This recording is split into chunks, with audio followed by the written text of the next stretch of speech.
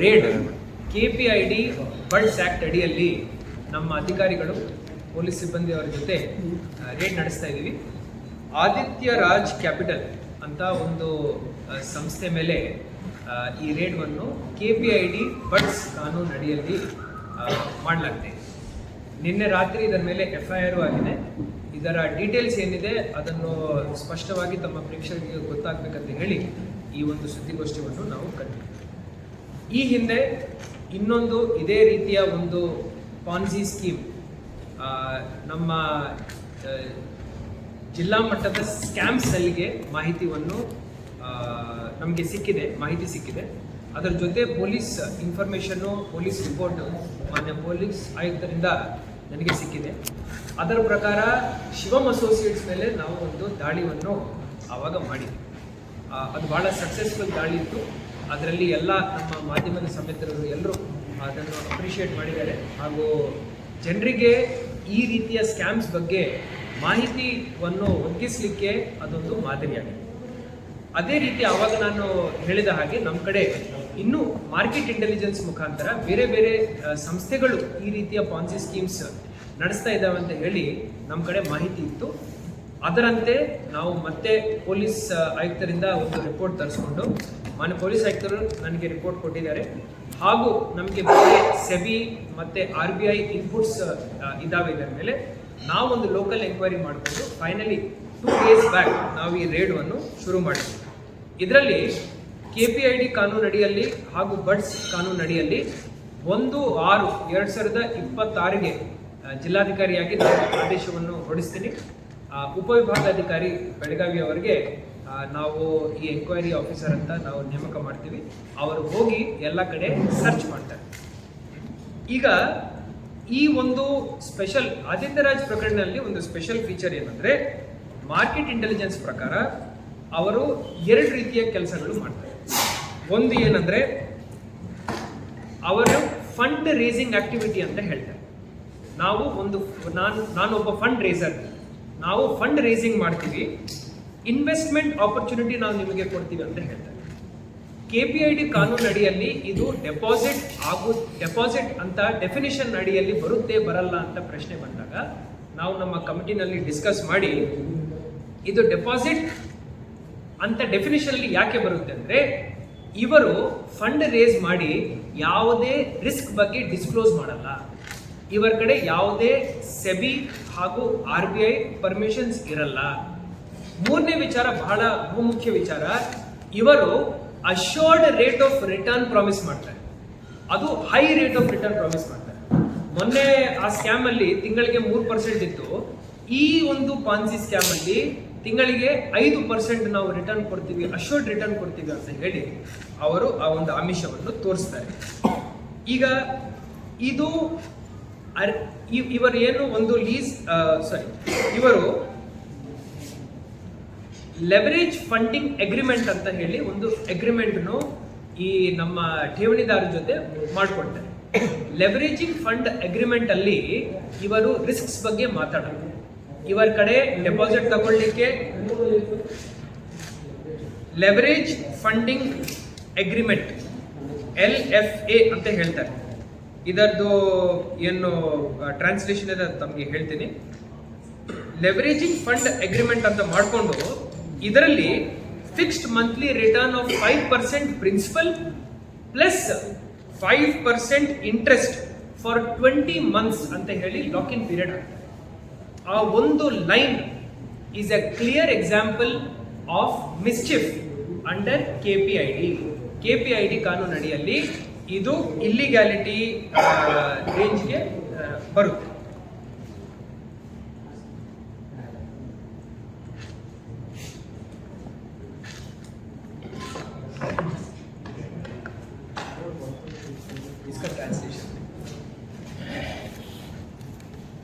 ಈಗ SEBI regulations ಪ್ರಕಾರ ನೀವು ಇತರರ ದುಡ್ಡು ತಗೊಂಡು ಇನ್ವೆಸ್ಟ್ ಮಾಡಬೇಕಂದ್ರೆ ನೀವು ಒಂದು ಪೋರ್ಟ್ಫೋಲಿಯೋ ಫಂಡ್ ಮ್ಯಾನೇಜರ್ ಆಗಿರ್ಬೇಕು.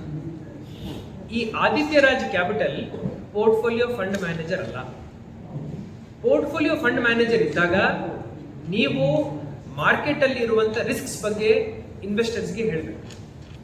ರಿಟರ್ನ್ಸ್ ನಾನು ಕಡ್ಡಾಯವಾಗಿ ನಿಮಗೆ ಇಷ್ಟು ಕೊಡ್ತೀನಿ ಅಂತ ಹೇಳಲಿಕ್ಕೇನೆ ಇಲ್ಲ.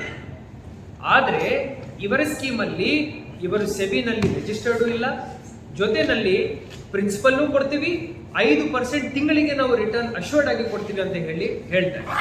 This is a clear example of a Ponzi scheme. Ponzi ಸ್ಕೀಮ್ಗೆ ಇದು ಒಂದು ಟ್ರೂ ಪ್ರಾಪರ್ ಮಾದರಿ.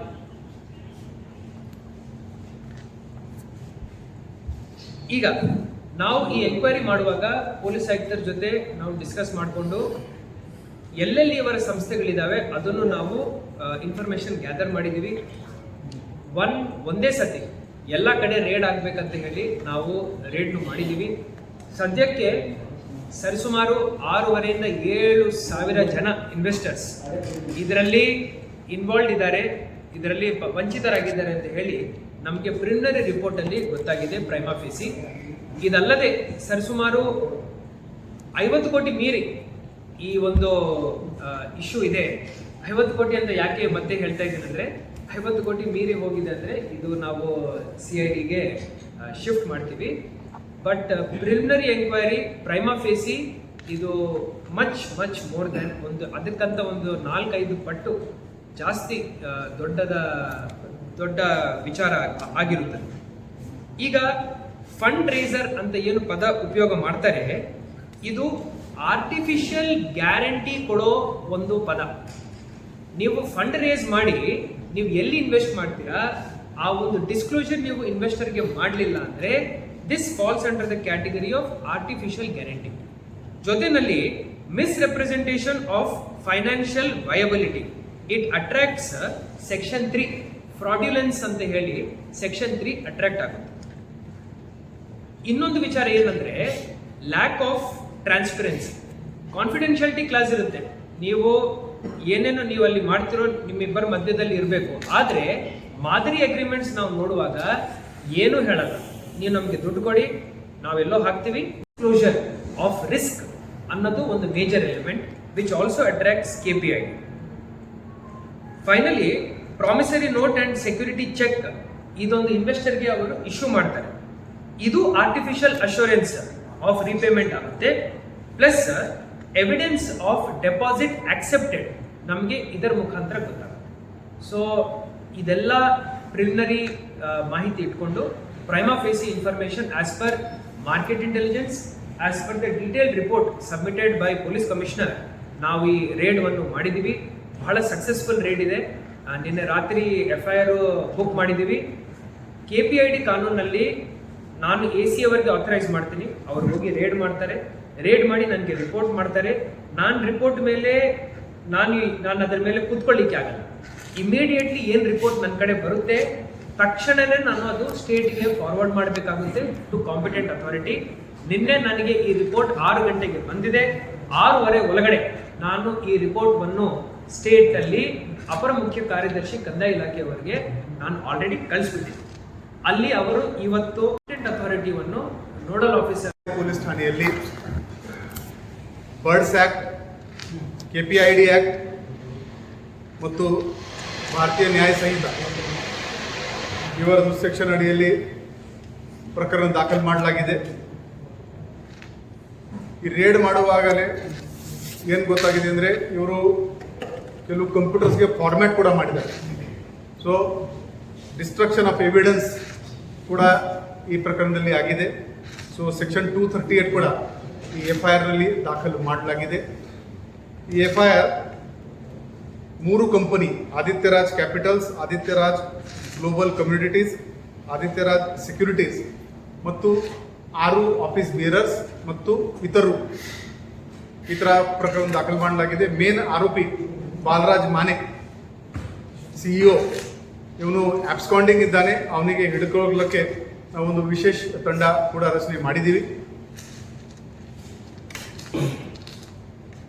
ಇಲ್ಲಿವರೆಗೆ ಈ ಕಂಪನಿ ಬಗ್ಗೆ ನಾವು ಏನೇನು ಮಾಹಿತಿ ತಗೊಂಡಿದ್ದೀವಿ ಅದರ ಪ್ರಕಾರ ಈ ಕಂಪನಿ RBI ಜೊತೆಗೆ ರಿಜಿಸ್ಟರ್ಡ್ ಇಲ್ಲ, ಸೇವಿ ಜೊತೆಗೆ ಕೂಡ ಈ ಕಂಪನಿ ರಿಜಿಸ್ಟರ್ಡ್ ಇಲ್ಲ. ಈ ಕಂಪನಿ ಪದಾಧಿಕಾರಿಗಳು ಪಬ್ಲಿಕ್ ಪ್ರೋಗ್ರಾಮ್ಸ್ ಮಾಡಿಕೊಂಡು ಜನರಿಂದ ಇನ್ವೆಸ್ಟ್ಮೆಂಟ್ ಮಾಡಿ ಡಿಪಾಸಿಟ್ ಮಾಡಿ ಅಂತ ಓಪನ್ ಅಪೀಲ್ ಮಾಡಿದ್ದಾರೆ. ಇವರು ಇನ್ವೆಸ್ಟ್ಮೆಂಟ್ ಮಾಡಿದ ಮೇಲೆ 5% ಪ್ರತಿ ತಿಂಗಳು ರೇಟ್ ಆಫ್ ರಿಟರ್ನ್ದು ಪ್ರಾಮಿಸ್ ಒಂದು ಅಗ್ರಿಮೆಂಟ್ನಲ್ಲಿ ಮಾಡಿದ್ದಾರೆ. ಈ ಎಲ್ಲದರಿಂದ ನಮ್ಮದು ಬರ್ಡ್ಸ್ ಆ್ಯಕ್ಟ್ದು ಮತ್ತು KPID ಆ್ಯಕ್ಟ್ದು ಎಲ್ಲ ರಿಕ್ವೈರ್ಮೆಂಟ್ ಫುಲ್ಫಿಲ್ ಆಗುತ್ತೆ. ಮೋಸ 1 ಕೋಟಿ ರೂಪಾಯಿದು ಇದೆ ಅಥವಾ 10,000 ಕೋಟಿ ರೂಪಾಯಿದು ಇದೆ, ಅದು ಇಂಪಾರ್ಟೆಂಟ್ ಇಲ್ಲ. ಮೋಸನೇ. ಅವರು ಜನರಿಗೆ ಕೊಡ್ತಾ ಇದ್ರು, ಕೊಡ್ತಾ ಇರಲಿಲ್ಲ, ಅದು ಕ್ವೆಶ್ಚನ್ನಲ್ಲಿ ಇಲ್ಲ. ಈ ಥರ ದೇಶದಲ್ಲಿ ಒಂದಿಲ್ಲ, 3 ಇಲ್ಲ, 2 ಇಲ್ಲ, ನೂರಾರು ಪ್ರಕರಣಗಳು ಆಗ್ತಾ ಇವೆ. ಎಲ್ಲಿ ಅವರು ಸ್ಟಾರ್ಟಿಂಗ್ನಲ್ಲಿ ಎಲ್ಲ ರಿಟರ್ನ್ಸ್ ಚೆನ್ನಾಗಿ ಕೊಡ್ತಾರೆ ಮತ್ತು ಫೈನ್ ಡೇ ಎಲ್ಲ ಮ್ಯಾಕ್ಸಿಮಮ್ ಡಿಪಾಸಿಟರ್ಸ್ ಸೇರಿದ ಮೇಲೆ ಸಾವಿರಾರು ಕೋಟಿ ತಗೊಂಡು ಅವರು ವಿದೇಶಕ್ಕೆ ಓಡ್ ಹೋಗ್ತಾರೆ. ಇದರಲ್ಲಿ ಈ ಮೇನ್ ಆರೋಪಿ ಮೇಲೆ ನಾವು ಲುಕ್ಔಟ್ ಸರ್ಕ್ಯುಲರ್ ಕೂಡ ಇಶ್ಯೂ ಮಾಡಿದ್ದೀವಿ. ಅವನಿಗೆ ದೇಶ ಬಿಡ್ಲಿಕ್ಕೆ ಆಗಲ್ಲ, ಬೇಗನೆ ಅವನಿಗೆ ದಸ್ತಗಿರಿ ಮಾಡ್ತೀವಿ. ಇಲ್ಲಿವರೆಗೆ ಬಂದ AC ಅವರು ಏನು ರಿಪೋರ್ಟ್ ಕೊಟ್ಟಿದ್ದಾರೆ, ಅಸಿಸ್ಟೆಂಟ್ ರಿಜಿಸ್ಟ್ರಾರ್ ಅವರು ಏನು ರಿಪೋರ್ಟ್ ಕೊಟ್ಟಿದ್ದಾರೆ, 6,500ಕ್ಕಿಂತ ಜಾಸ್ತಿ ಡಿಪಾಸಿಟರ್ಸ್ ಬಗ್ಗೆ ಮಾಹಿತಿ ಸಿಕ್ಕಿದೆ ಮತ್ತು 50 ಕೋಟಿಗಿಂತ ಖಂಡಿತವಾಗಿ ಇದು ಜಾಸ್ತಿ ಪ್ರಕರಣ ಇದೆ. ಮತ್ತು ನಮ್ಮ ಕರ್ನಾಟಕ ರಾಜ್ಯ ಪೊಲೀಸ್ದು ಸರ್ಕ್ಯುಲರ್ ಪ್ರಕಾರ 50 ಕೋಟಿ ಮೇಲೆ ಇರುವುದು ಫೈನಾನ್ಷಿಯಲ್ ಕೇಸ್ CIDಗೆ ವರ್ಗಾವಣೆ ಮಾಡಬೇಕು. ಇವತ್ತು ಬೆಳಿಗ್ಗೆ ಮಾನ್ಯ DG ಮತ್ತು IG ಅವರಿಗೆ ನಾವು ಒಂದು ರಿಕ್ವೆಸ್ಟ್ ಲೆಟರ್ ಕಳಿಸಿದ್ದೀವಿ.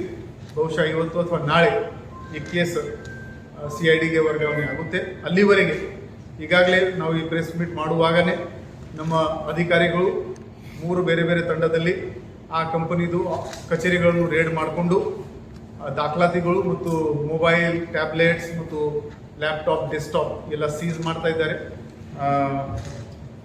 ಮುಂದಿನ ತನಿಖೆ ಆದಮೇಲೆ ಆ್ಯಕ್ಚುಲಿ ಎಷ್ಟು ಡಿಪಾಸಿಟರ್ಸ್ ಇದ್ದಾರೆ, ಎಷ್ಟು ಹಣ ಇವರು ಜನರಿಂದ ಪಡೆದುಕೊಂಡಿದ್ದಾರೆ, ಅದರ ಬಗ್ಗೆ ಖಚಿತವಾದ ನಮಗೆ ಮಾಹಿತಿ ಕೊಡೋಕ್ಕೆ ಆಗುತ್ತೆ.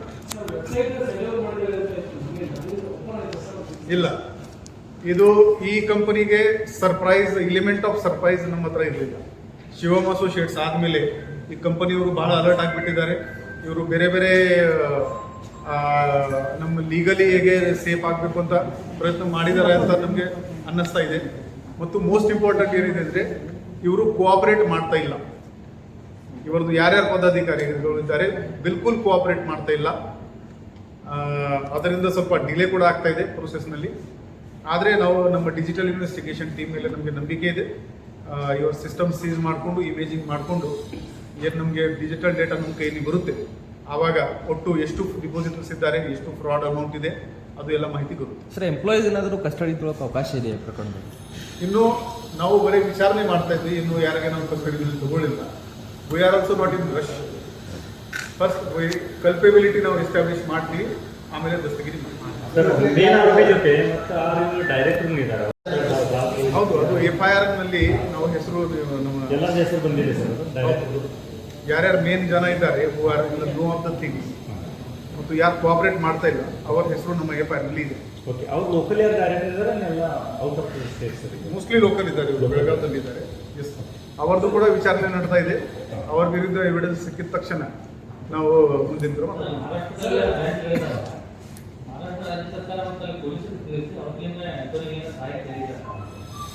ಇಲ್ಲ, ಸದ್ಯಕ್ಕೆ ಇಲ್ಲ.